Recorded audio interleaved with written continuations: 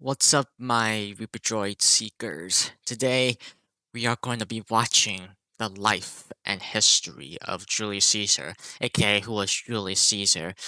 Two videos, childhood and the early life of, that was made by the History Channel guy. That's all it said, literally. So, guys, let's go for the first part.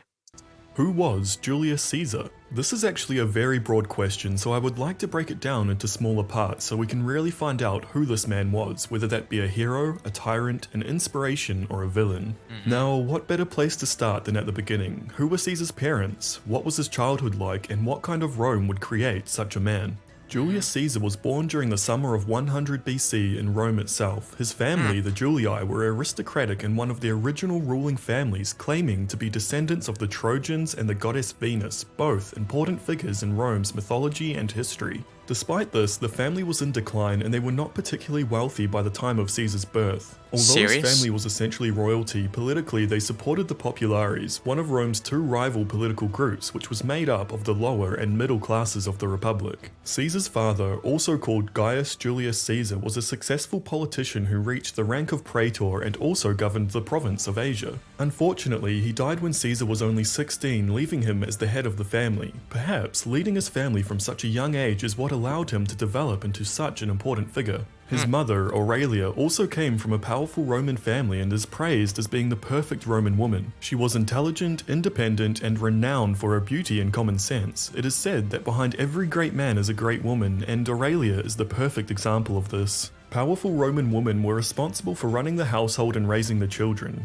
Aurelia certainly groomed Caesar for positions of power, ensuring he was well educated and well connected. Somewhat ironically, considering Caesar's later campaigns, one of the first tutors Aurelia hired for her son was an orator of Gallic origin. Caesar also had two older sisters called Julia Major and Julia Minor. Roman naming conventions are actually really interesting, however, this is a topic for another video. Now, let's move on to the Rome which Caesar grew up in. About 50 years before he was born, Rome had won the Punic Wars, however, its population had been absolutely destroyed, thus, Rome was recovering and consolidating. However, when Romans weren't fighting someone else, they were busy fighting each other. The Rome of Caesar's childhood was plagued by civil wars, political conflict, and the resulting famines. Wow. When he was only 9 years old, the social wars kicked off, which was essentially Rome's Italian allies demanding Roman citizenship, which, truth be told, was well deserved considering their past loyalty and contributions. Then later in his youth, conflict erupted between the Populares and the Optimates, which developed into one of Rome's most defining civil wars.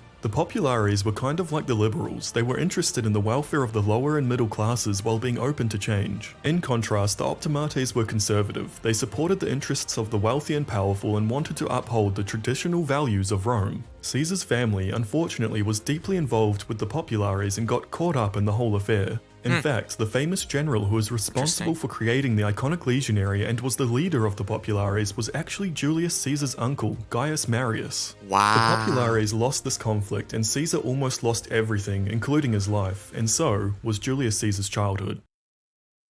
Alright, guys, that's the first one. Now for the second one.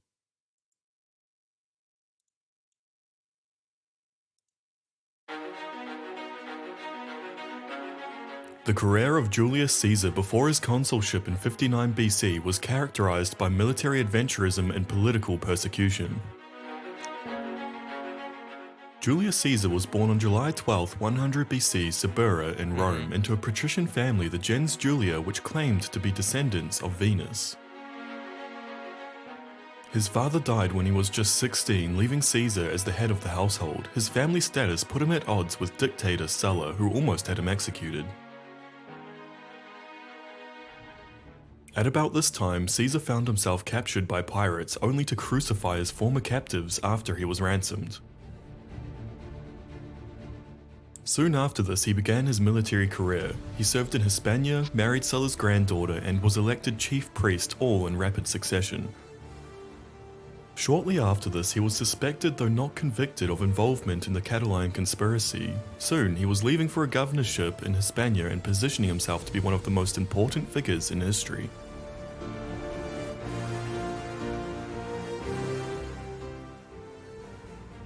Caesar was born into an aristocratic family, the gens Julia, which claimed to be the descendants of the goddess Venus. The Venus, huh? cognomen Caesar originated, according to Pliny the Elder, with an ancestor who was born by caesarean section. The Historia Augusta suggests three alternative explanations which all link to the word Caesar. The first was that Caesar had a thick head of hair, the second that he had bright grey eyes, and the third that he may have killed an elephant in battle. The fact How? that Caesar issued coins featuring images of elephants suggests that he favoured the latter interpretation. Despite their ancient pedigree, the Julii Caesares were not especially politically influential, having only produced 3 consuls. Caesar's father, also called Gaius Julius Caesar, reached the rank of praetor, the second highest of the Republic's elected magistracies. He also governed the province of Asia, perhaps through the influence of his brother-in-law, Gaius Marius.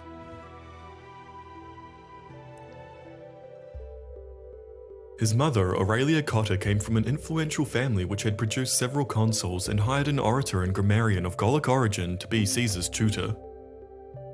Caesar also had 2 older sisters, known as Julia Major and Julia Minor, however little else is known of his childhood. Suetonius and Plutarch's biographies of him both begin abruptly in Caesar's teens, the opening paragraphs appearing to be lost. That's a Colosseum. That's where they do the chariots and stuff.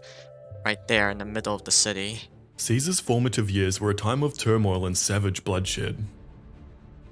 The social war was fought between 91 and 88 BC between Rome and her Italian allies over the issue of Roman citizenship, while Mithridates of Pontus threatened Rome's eastern provinces. Domestically, Roman politics was divided between politicians known as the Optimates and the Populares.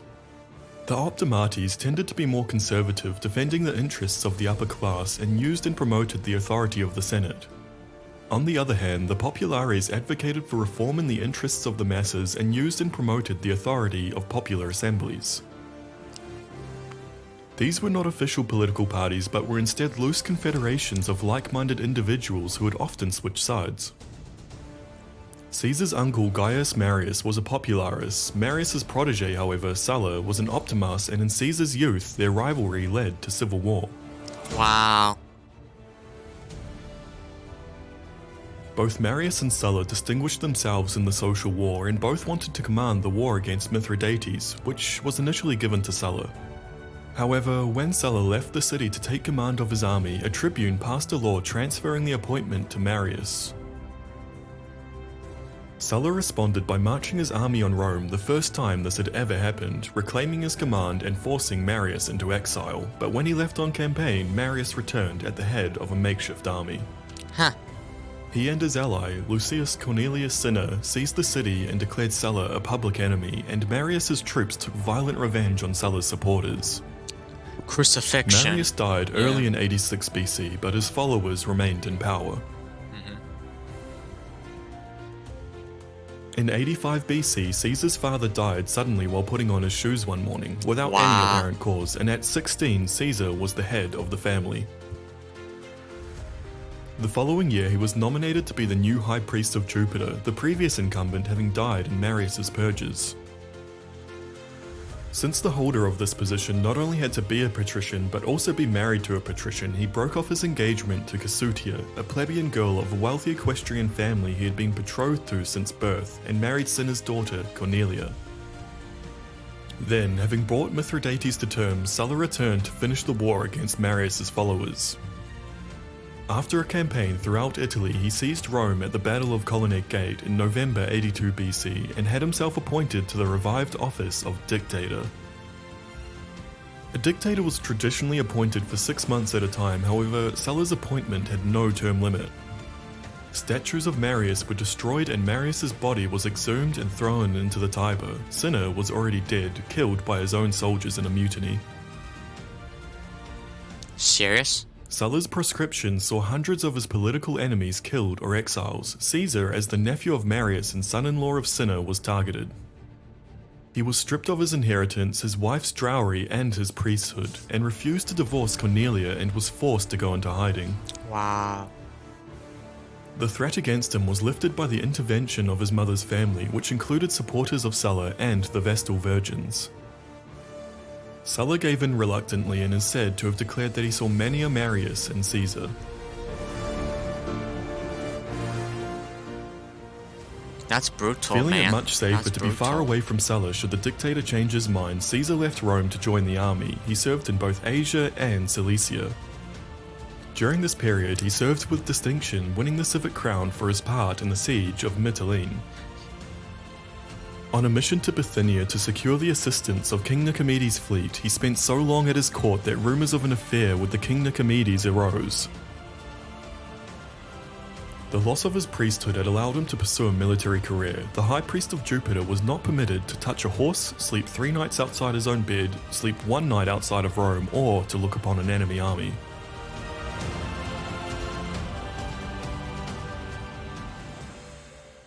In 79 BC, Sulla resigned his dictatorship, re-established consular government, and after serving as consul in 80 BC, retired to private life.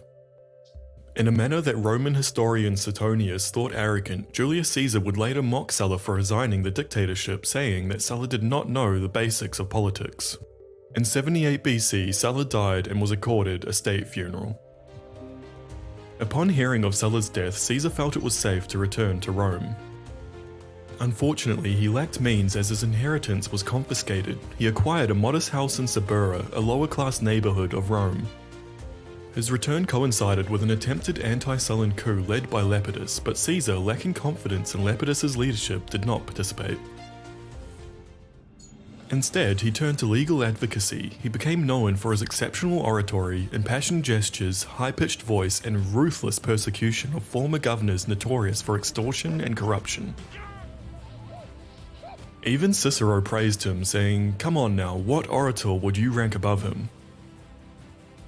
Aiming at rhetorical perfection, Caesar travelled to Rhodes, which was then the intellectual hub of the Mediterranean.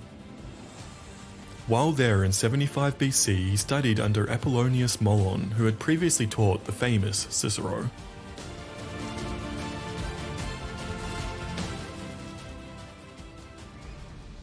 On his way across the Aegean Sea, Caesar was kidnapped by Cilician pirates and held prisoner on the islet of Pharmacusa.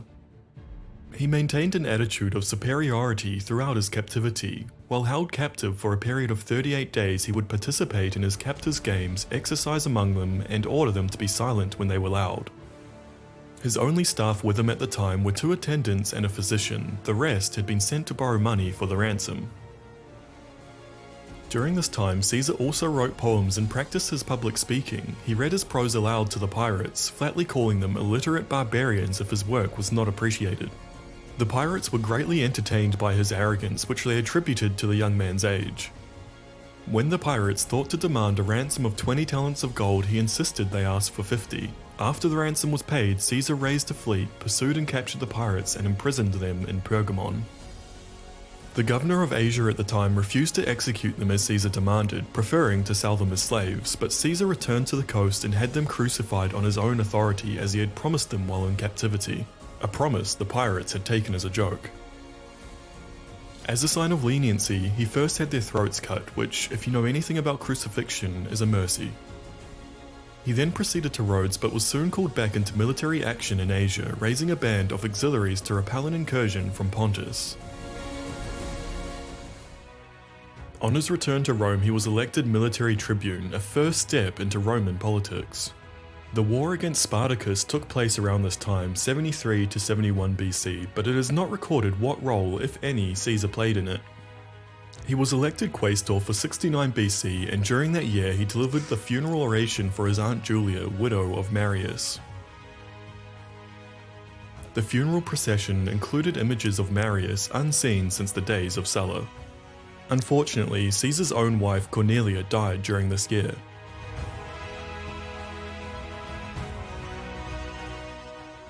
After her funeral in the summer of 69 BC, Caesar went to serve his quaestorship in Hispania.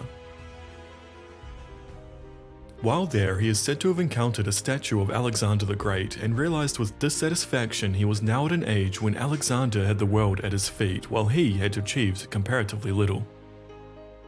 He requested and was granted an early discharge from his duties and returned to Roman politics. Upon his return to Rome in 67 BC, he married Pompeia, a granddaughter of Sulla. He was curator of the Appian Way in 66 BC, and after taking out massive loans, began a reconstruction project of the ancient road. This was a characteristic gamble as it placed him in early debt but allowed voters travelling to the city to see the work he had done. He was then elected aedile and restored the trophies of Marius's victories, a controversial move given the Sullan regime was still in place. He also brought prosecutions against men who had benefited from Sulla's proscriptions and spent a great deal of borrowed money on public works and games, outshining both his colleagues and rivals. Gladiator. In 63 BC, a tribune called Labienus prosecuted an elderly Optimate senator for killing, 37 years previously, a populist tribune. This tribune had been declared a public enemy by the Senate after a candidate for the consulship had been murdered during an election. Caesar was one of the two judges, and historian Suetonius says that he had bribed Labienus to bring the prosecution to him. The charge was an archaic offence called pedulio, a form of treason, the punishment for which was crucifixion. The Optimate senator was defended by two lawyers, one of which argued that he had not killed the tribune. His second lawyer, the famous Cicero, argued that the killing of the tribune was lawful, as it had been done after a declaration of emergency which authorized the consuls to do whatever it took to protect the Republic. The Optimate senator was convicted and exercised his right to appeal to the people. However, during his appeal, a procedural technicality was contrived. A supporting praetor had taken down the flag from Janiculum Hill, indicating foreign invasion, and proceedings were adjourned.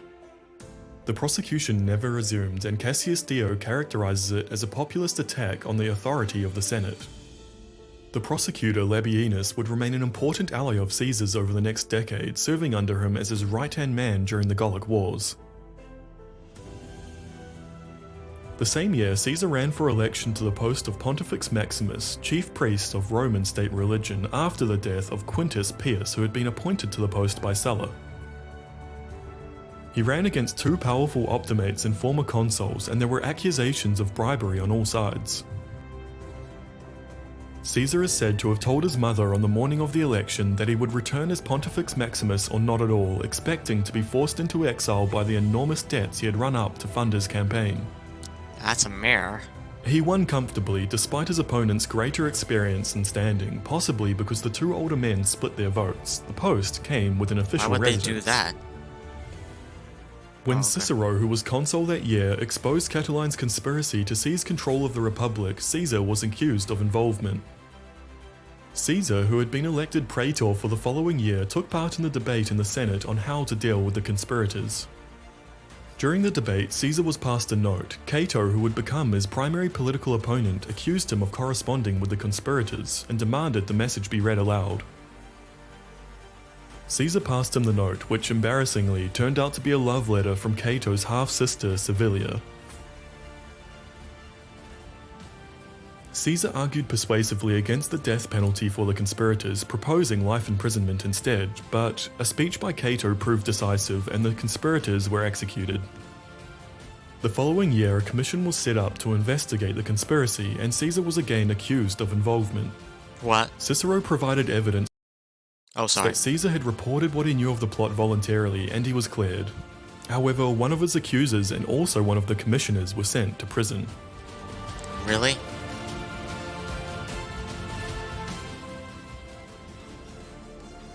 While praetor in 62 BC, Caesar supported a tribune in proposing controversial legislation that would recall Pompey and his army in order to quell the rising disorder.